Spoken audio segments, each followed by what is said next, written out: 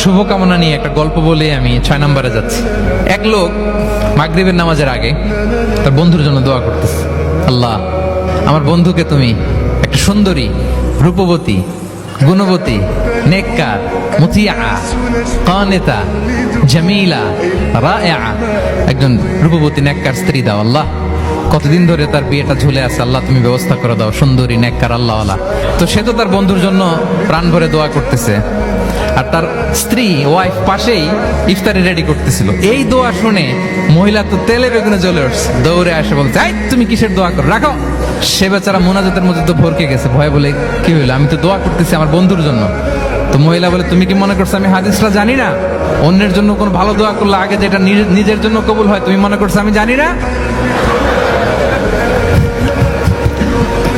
তুমি ভাবছো হাদিস শুধু তুমি একা জানো, আমি জানি না? না, কি সব দোয়া করে এগুলা?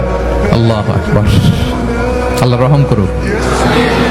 প্রিয় ভাইরা, এটা বলার উদ্দেশ্য হচ্ছে আপনি ভালো কিছু অন্যের জন্য চাইলে আল্লাহ তাআলা এটা নিজের জন্য কবুল করে নেয়।